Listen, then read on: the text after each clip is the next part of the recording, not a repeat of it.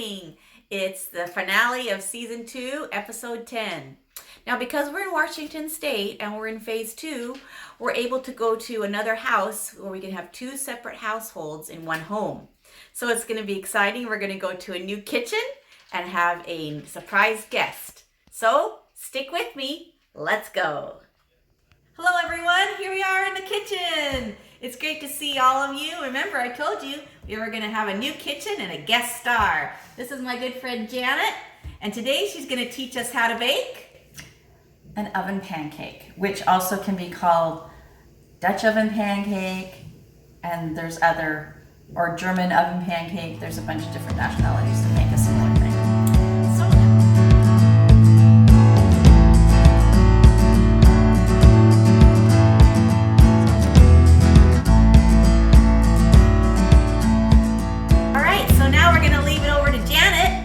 Follow along, and the first thing she's going to do is she's going to preheat your oven, and you're going to tell us why. Well, it's very important to preheat the oven and the frying pan, the skillet or cast iron pan, whichever you have, because it helps seal the pan, or like the pores of the pan, so that it becomes more non-stick when you add your butter, when you melt your butter in it. That makes a lot of sense. Yeah, I can see that. So what are you going to do now? I am going to turn my oven on to 400 convection bake. Okay. Or you can turn it to 420 with a regular oven. Okay, we got our pan in the oven now. So now we're going to actually make the batter that we're going to be using for this pancake. And Janet, what's your tip or trick that you're going to be doing today? Well, the important thing is to put your eggs in first into your blender and beat it on high for 1 minute. So she's going to be using a blender as her mixer. You don't need a pan, you don't need a bowl, you don't need a stand mixer. The blender is going to be your utensil. And that's a really good tip because it's all going to be in one. Yes, I have tried making this recipe with a handheld submersible blender. Didn't go very well. So you definitely need a powerful blender that you can operate the whole mixture on high. Okay. Now, do your eggs need to be at room temperature? Nope. Okay. I just throw them, I crack them straight from the fridge. Okay, great. So let's start baking. Okay, so the first ingredient in our recipe calls for 6 eggs. So we're going to have Janet crack them and right into the blender. And then we'll go from there.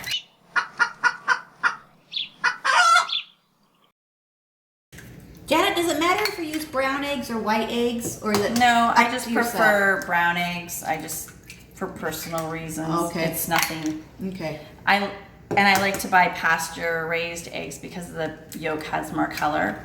But another quick little tip that I learned is if you ever get a little shell in there, you can scoop it up using the shell, which I don't have, but it's easier to use a shell to scoop it up. I like that. That's another trick we're learning today. That's great. Okay. Put the lid on, okay, and we'll start it on. What speed do we start it on, Janet? On high, which on this blender it's liquefy, okay. And then you tell Siri to set the timer for 1 minute. Okay, great. Hey Siri, set a timer for 1 minute.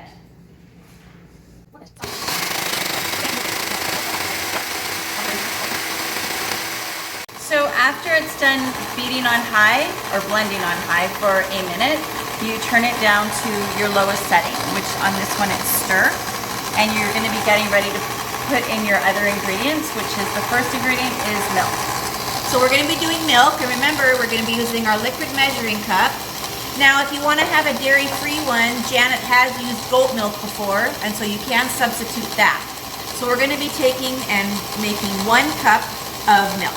Okay, so the next 2 ingredients are going to be maple syrup, and we're going to be also using, Madagascar vanilla. Yes. The best. So Janet, why don't you measure out what we need and put it into the blender? Okay, so I'm going to put this back on low, and I'm going to measure a cupful of vanilla and 1 tablespoon of maple syrup. And I just take my little cap off so I don't have stuff spraying everywhere. Great idea.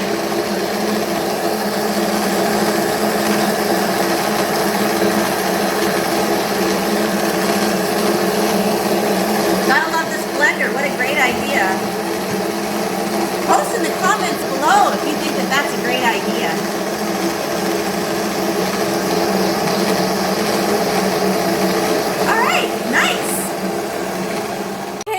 next ingredient is going to be oat flour. Siri, down here we have 1 1/3 cup. So we're going to have Janet tell us why she uses oat flour in this recipe. Well, I used to use wheat flour, but I was on a diet restriction to go gluten-free for a portion of my life. So I converted over to oat flour because oat flour is very comparable to wheat flour. And then after eating it for a while, we got to prefer it because it has more texture, it has more flavor, it adds more umphiness for breakfast to make you fuller. A deeper depth of flavor is really what she's talking about. Yes, definitely.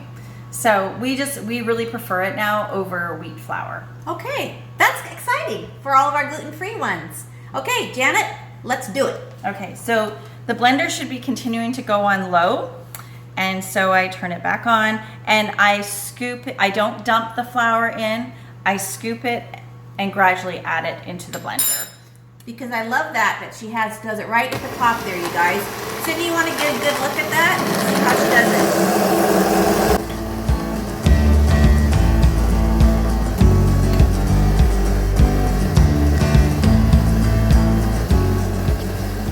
How long do you blend this for, Janet, while you're doing that? Just till it's combined? I just keep it going. Okay. When you have all your ingredients set up, you can just keep the blender going. Great. It's just a couple minutes that you're doing it for, maybe 5. Okay.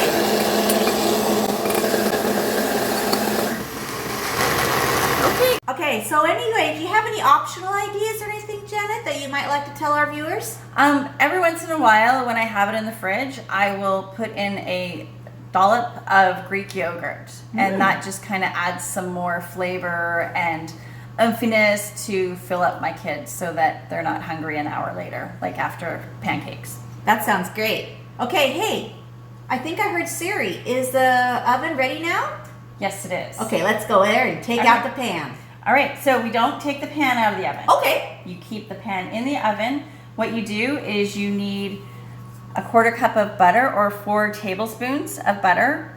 I prefer salted butter because I don't put salt in my recipe. And so I just cut them in little slices and put it in the pan. So I'm going to do that right now. So I just open the oven door. I pull this out quite quickly. Don't wear any jewelry like necklaces because it'll be very hot when the necklace hits your skin again. Come on. Okay. And then you just close that. That's a great oven. Thank you. Yeah, really nice. So this to melt completely in the frying pan, and usually my blender is still going on low when I'm putting this in the pan, but for filming purposes and the noise, we have it off. So what's next, Janet? So I have the blender still going on low so that none of the ingredients separate. There's also no rising agent in this. Yeah. So it's really important to keep it going to keep the air in the mixture, the batter. So I turn it off. Ooh, looks good in there, nice and bubbly. Want to show the camera? Yeah. And I just quickly open the oven. And this is a great dish to make for Sunday breakfast because you can throw it in the oven and go have a shower. You don't have to babysit it. And now you have to turn a timer on for 20 minutes. Hey Siri, turn a timer on for 20 minutes. Hey everybody, while it's baking, we will see you back in 20 minutes. So now we're here at our 10-minute mark. Ooh, look at the sides. It's great. Okay, here we are. It's done. The timer went off and Janet's gonna take it out. Let's take a look. So make sure you turn your oven off because it's easy to forget. Oh my goodness, it's beautiful. Here we have it. It's done. Isn't it beautiful? Janet, it's gorgeous. Thank you. And now we're going to show you how we cut it and plate it. So I usually cut it into 8 pieces. It's not very difficult. The rise is good. Look at that bubble. And traditionally, but my family doesn't like it this way, but I used to like it this way. Traditionally, you can squeeze a lemon over top of it, and sprinkle icing sugar over top of Oh, it. that would be nice too. But we usually just take it out as is, and we top it with maple syrup or whatever fruit I have. Today I have raspberries, or you can have blueberries, and top it with maple syrup and whipping cream. Ooh, I can't wait to try it. It looks so good. And you're cutting it kind of like a pizza. Yes, Interesting. or a pie. Yeah. There. Okay, great. And see, it lifts up very nicely. It doesn't stick. Oh, you're right. Look at that. Non-stick. Okay, we're going to plate it and we're going to try it.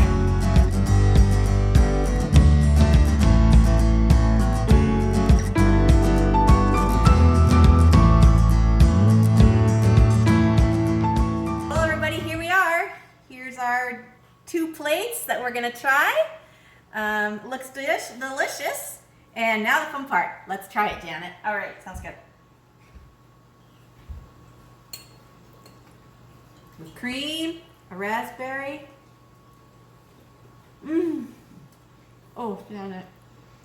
It's really good. I know. It's so good. The raspberries. You know what?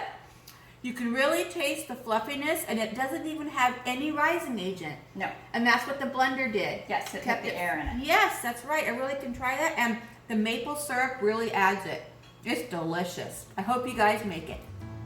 Thank you so much today for watching my video on pancake and how to make a basic one. It was delicious. Also, thank you so much to Janet and her lovely kitchen. I really enjoyed using it and spending time with her. I also want to let you know that that was the end of season number 2, episode 10. Next season, we're going to have some new exciting things. And until then, from my kitchen to yours, I make it, you bake it. I just wanted to let you know I want you to like and subscribe and post below a comment if you'd like to see what I'm going to make in the future or any suggestions you might have. Thanks a lot.